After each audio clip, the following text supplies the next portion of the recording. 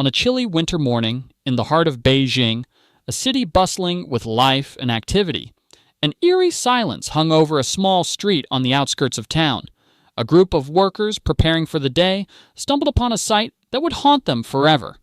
In a dimly lit alley, lying lifeless on the cold, damp ground, was the body of a young British girl.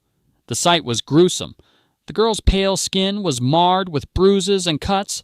Her clothes were torn, and the scene around her was devoid of any blood. This absence of blood was the first of many chilling mysteries that would unravel. The victim was soon identified as 17-year-old Emily Taylor, a bright and ambitious young woman who had moved to Beijing with her parents a few years earlier. Emily's family described her as lively, intelligent, and adventurous. She had a knack for languages and was well liked among her peers at the international school she attended. Her parents, Michael and Sarah Taylor, were heartbroken and bewildered when the news reached them. How could such a heinous act occur in a city that had become their home? The police arrived swiftly at the scene and cordoned off the area. The investigators noted the absence of blood and the meticulous nature of the crime. Emily's body showed signs of a struggle. Bruises on her wrists suggested she had been restrained, and her face bore the marks of a violent attack. Most disturbingly, her body had been drained of blood, and her injuries hinted at a level of precision that pointed to someone with medical knowledge. As the investigation began, the authorities pieced together Emily's last known movements. She had been seen the previous evening at a popular cafe with friends.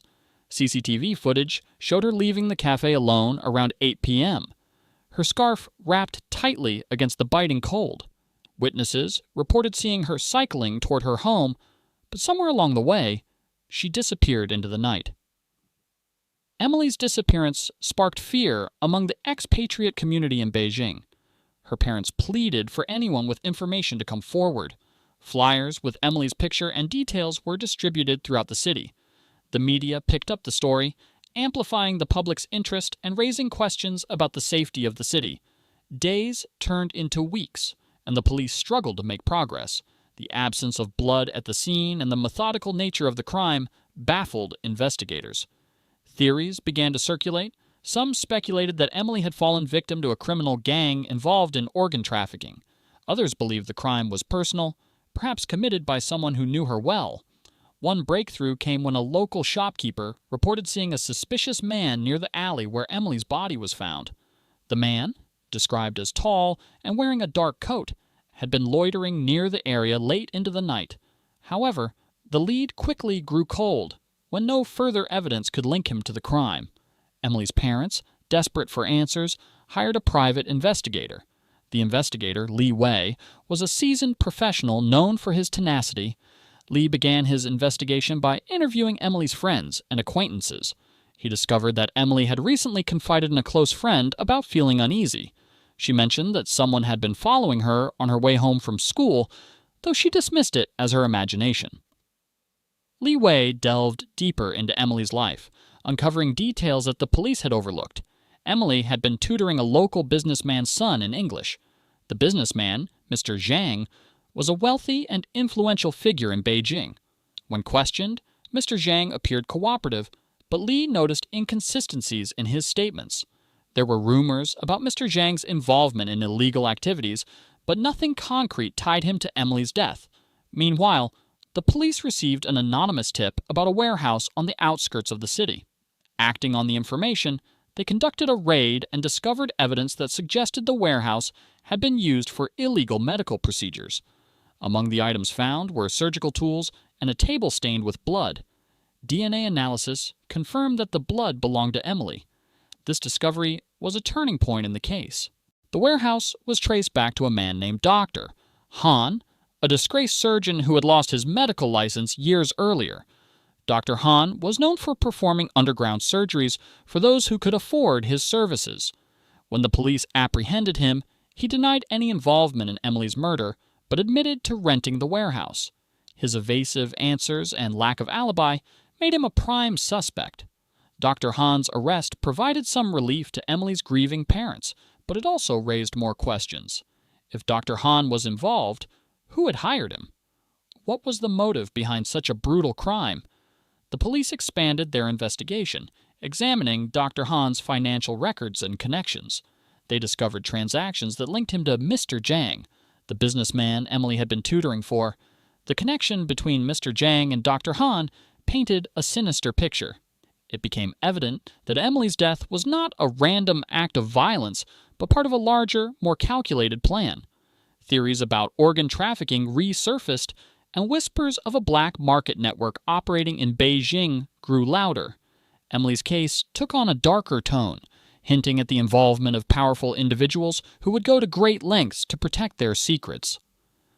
Li Wei, unsatisfied with the police's limited progress, continued his investigation independently. He uncovered a hidden side to Mr. Zhang's operations, a network of underground clinics that catered to the elite. These clinics, disguised as legitimate businesses, were linked to several missing persons cases.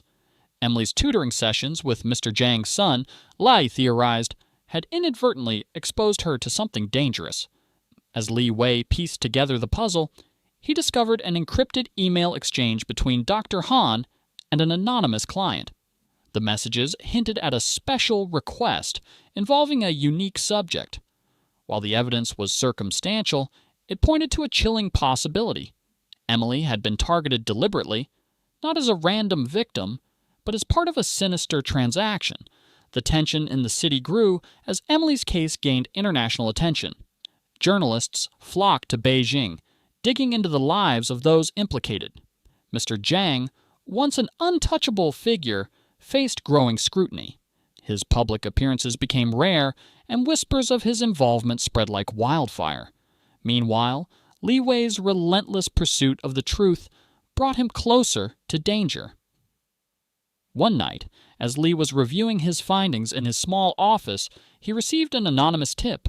A shadowy voice on the other end of the line warned him to back off, hinting at consequences if he continued his investigation. The call, though unnerving, only fueled Li's determination. He began taking precautions, knowing that the truth he sought was buried beneath layers of deception and power. Emily's parents, too, faced increasing pressure. Anonymous threats urged them to stop their advocacy. Despite their fear, they refused to give up. Sarah Taylor became a vocal critic of the justice system, calling out corruption and demanding accountability. Her bravery resonated with many, turning Emily's case into a rallying cry for systemic change. The trial of Dr. Han reached a dramatic crescendo.